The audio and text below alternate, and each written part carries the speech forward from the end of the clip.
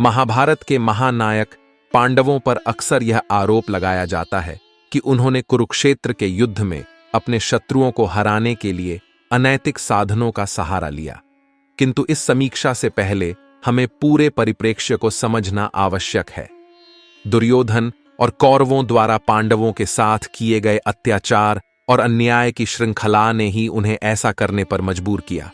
द्रौपदी का चीरहरण उन घटनाओं का एक उदाहरण है जिसके बाद पांडवों के पास चुप बैठने का कोई विकल्प नहीं बचा। युधिष्ठिर ने हर संभव प्रयास किया था युद्ध से बचने का, लेकिन दुर्योधन के कारण यह अनिवार्य हो गया। इसीलिए इसे धर्म युद्ध कहा जाता है।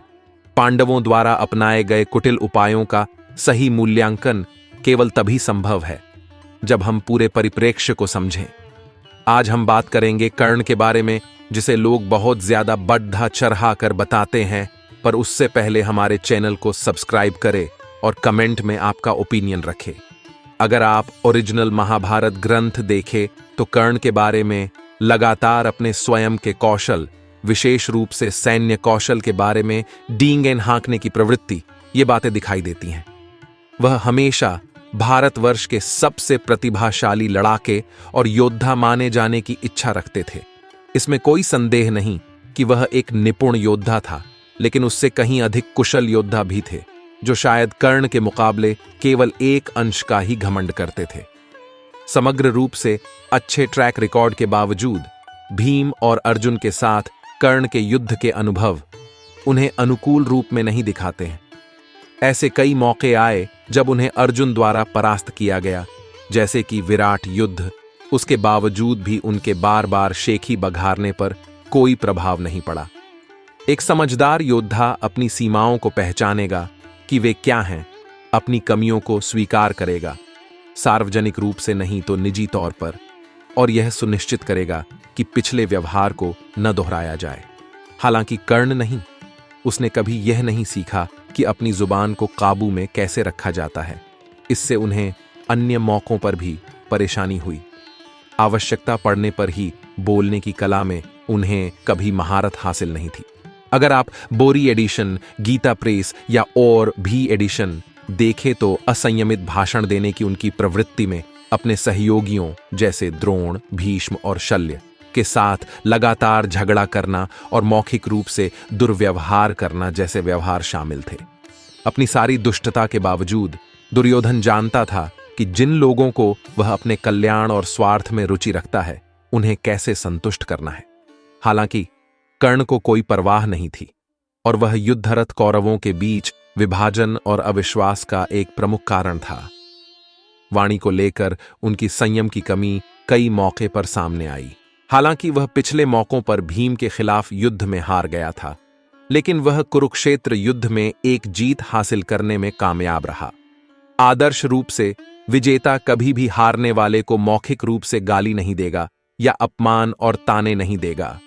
कर्ण इस आचार का पालन करने में विफल रहा, अन्य अवसरों की तरह, और अपनी जीत से खुशी से इतना अभिभूत हो गया कि उसने भीम को पेटू, नपुंसक और ऐसे अन्य अपशब्द कहे।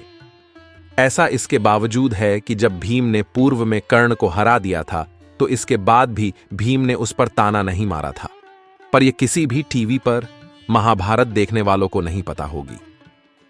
द्रौपदी के चीरहरण में उनकी भूमिका सचमुच अपमानजनक थी। वह लगातार दुर्योधन को, द्रौपदी को सार्वजनिक रूप से अपमानित करने के लिए उकसाता रहा।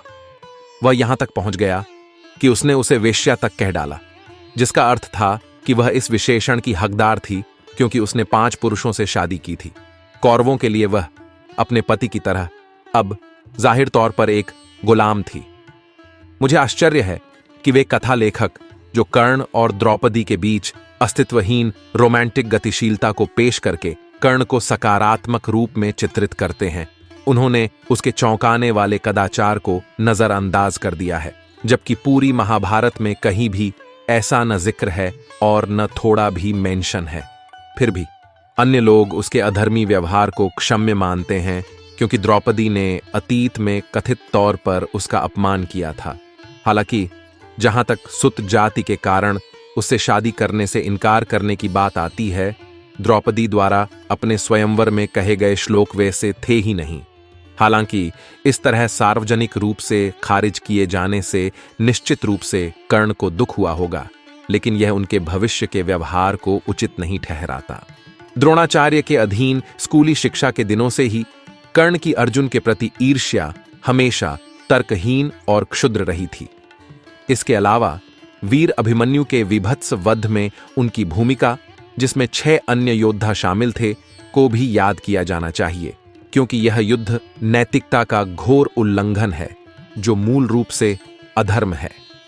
दुर्योधन के साथ कर्ण की कथित महान मित्रता के बारे में बहुत कुछ कहा गया है, और फिर भी ऐसे कई उदाहरण हैं जिनमें अपने मित्र के कल्याण के प्रति उनकी प्रतिबद्धता में कमी पाई गई है। वह गंधर्वों के खिलाफ युद्ध से भाग गया और दुर्योधन को उसकी रक्षा के लिए अकेला छोड़ दिया, जिसमें बाद में अर्जुन ने आकर दुर्योधन को बचाया। उसने अपने पिता सूर्य द्वारा ब्राह्मण के रूप में छिपे इंद्र के बारे में चेतावनी दिए जाने के बावजूद मूर्खतापूर्वक अपना कवच और कुंडल इंद्र को दे दिया।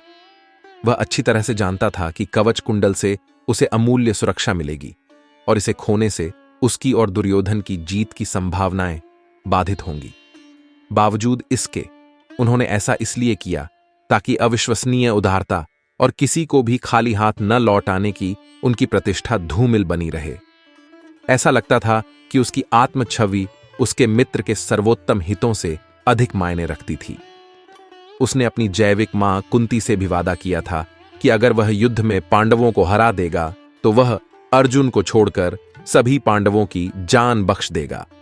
जैसा कि बाद में पता चला, उसने युधिष्ठिर, नकुल और सहदेव को मारने के बजाय उनकी जान बख्श दी। यदि ऐसा न हुआ होता तो इसने युद्ध के अंतिम परिणाम को वहीं एक अलग दिशा में तय कर दिया होता, क्योंकि युधिष्ठिर वह राजा था जिसके तत्वावधान में पांडव पक्ष लड़ रहा था, और राजा का पकड़ा जाना या मरना सेना की तत्काल हार का संकेत देता है। अहम के मुद्दों और भीष्म के साथ टकराव के कारण वह पहले 10 दिनों तक बाहर बैठे रहे।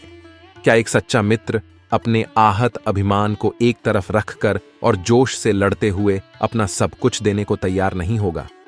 इसके बजाय उसने भीष्म द्वारा अपनी युद्ध कौशल के सटीक मूल्यांकन पर नाराजगी जताई और केवल इसलिए लड़ने से परहेज किया क्योंकि वह नहीं चाहता था कि उसकी जीत का श्रेय भीष्म को दिया जाए, जिन्हें कौरव सेना की कमान संभालनी थी। स्पष्टतः ये विकल्प उसके निर्णय पर खराब प्रभाव डालते हैं।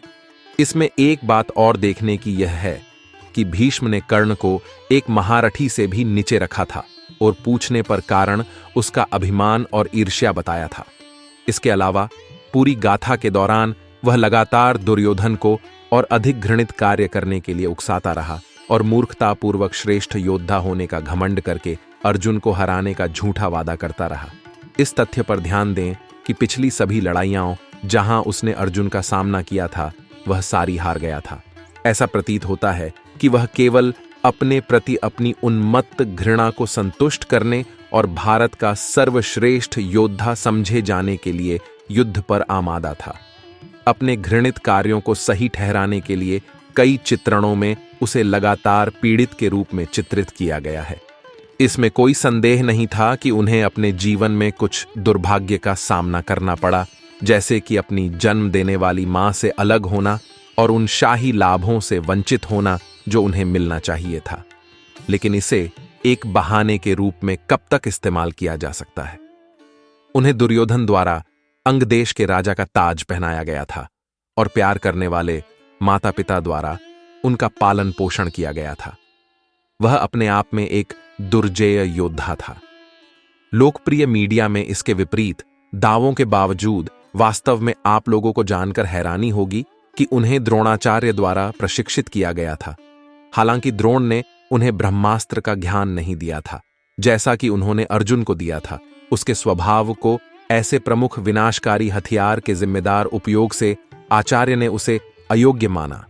जब उन्होंने जाना कि वह अर्जुन से लड़ने के लिए ब्रह्मस्त्र का उपयोग सीखना चाह रहा है, फिर भी छल का उपयोग करके वह सर्वश्रेष्ठ द्रोण के अपने गुरु परशुराम से सीखने में कामयाब रहे। जो लोग कर्ण जैसे अधर्मी पुरुषों का महिमा मंडन करना चाहते हैं, उनके लिए अच्छा होगा कि वे उसके ट्रैक रिकॉर्ड का विश्लेषण करें, उचित मूल्यांकन करें और सही निष्कर्ष पर पहुंचें। इससे भी ज्यादा जानकारी के लिए अमीगणात्रा की पुस्तक महाभारत अनरेवल्लड जरूर पढ़ा रहे। दोस्तों, आज के वीडियो में इतना ही। आशा करते हैं आपको यह वीडियो पसंद आया होगा। अगर हाँ तो हमारे चैनल को सब्सक्राइब करें, वीडियो को लाइक करें और कमेंट में अपना ओपिनियन रखें।